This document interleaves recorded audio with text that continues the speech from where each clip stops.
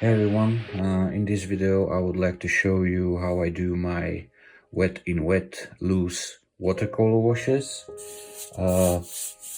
Couple of people were asking the way how I do it. Obviously you can see it in many of my videos, but in this one I will do it in real time together with the commentary.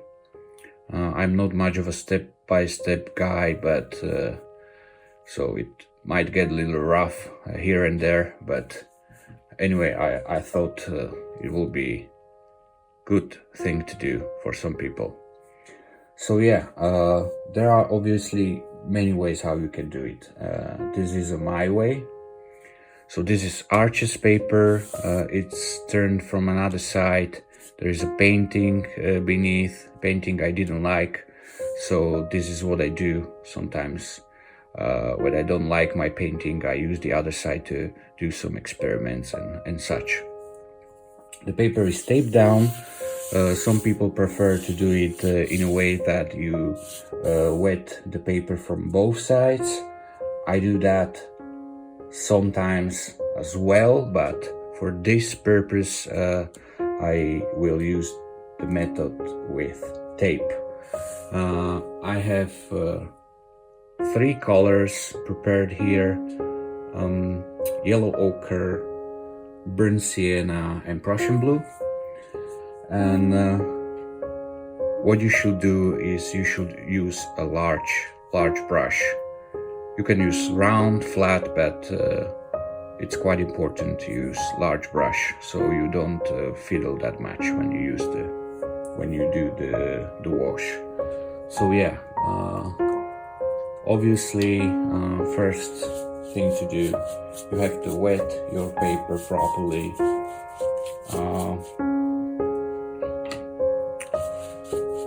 You can use a spray bottle to make it faster. A couple of people were asking, what is this thingy here? And honestly, nah, it's just a random bottle I use. This really does nothing, obviously, but you know, it serves the purpose. So yeah, when I'm first time wetting the paper, I'm using quite a bit of water, but before you put paint on it, you must make sure there are no puddles. You need quite a bit of water, but you know, it cannot be just flowing around. That's not good. So once you wet your paper properly, you should wait 1 or 2 minutes for it to kind of settle in. Also, it's recommended to clear the water from the tape, because later on those water drops that concentrate on the tape can pretty much ruin your wash, because those drops will kind of leak back in and will create all kind of, you know, cauliflowers and such, and that is not what you want usually. So once the paper is the water is settled in, I take my spray again and put a little mist on it again, and we can prepare our paint. So consistency here is very important. Obviously there is quite a bit of water on the paper, so the paint must be really strong consistency, because it is a loose wash, but you can still control it to a certain extent. This is just a random wash, but sometimes, many times actually, when I do this, I have already some kind of composition in plan, so I place the paint around in a way it supports the composition I have in mind. But in this case, like I said, it's pretty random. Obviously, I'm starting with the lightest colors, and then I will go darker and darker.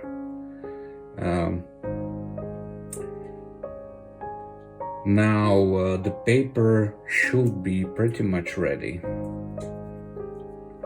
Like I said, consistency really strong. But before I touch my paper, I need to remove the extra water from my brush. So what I do, I take a napkin and simply touch it with my brush, and that will pretty much suck in all the extra loose water the brush has. Right, so yeah, that's pretty much it. As you can see, the paint does not spread all that much, and that is exactly what we want here. If you want, the wash is still rather loose, but I can kind of shape it in a way I want, because it doesn't run all that freely. I think that could be it for the yellow ochre. Now I cleaned my brush because I want the colors to be rather clean, and I want to let them to mix on paper without really mixing them on my palette. So again, strong consistency and removing the extra water. You can literally see how the water goes into towel.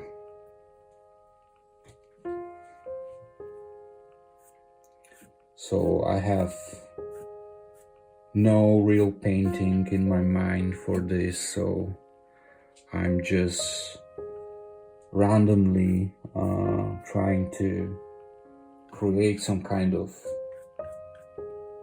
interesting wash.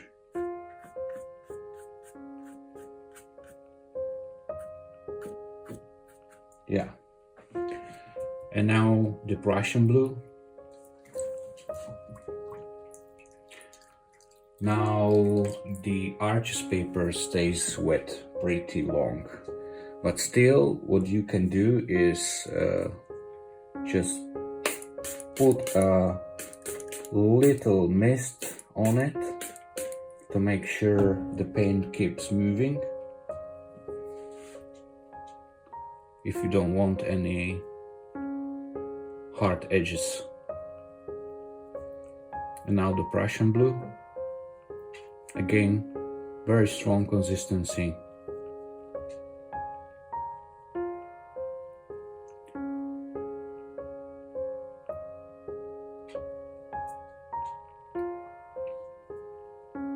Removing the extra water. What I usually do is that I want all the colors to see through. So obviously I am kind of creating a gradient wash where in the final you can see all of the three colors, yellow, brown and blue. So I am not going to cover my yellow color here, because in the end it will absolutely disappear, and I don't want that. Yeah, kind of run out of my blue color, so I squeeze here a little more.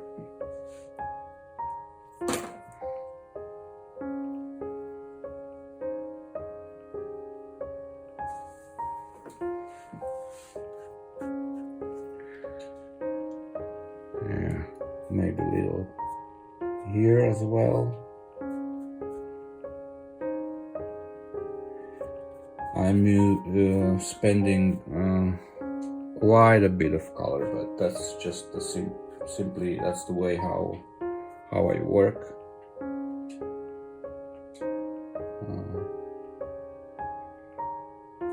Couple of random marks here and there, right? So, and now we kind of want to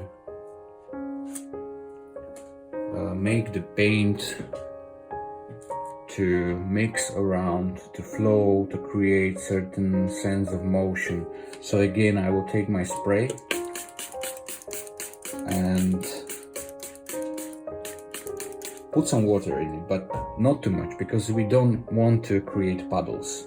Obviously the paper will be buckling because it's not wet from both sides, but by moving the board around we can make the puddles to go away. Also, obviously as I paint, there are the paint and the water will culminate on my tape, and you just have to make sure to swipe it off, because again, like I said before,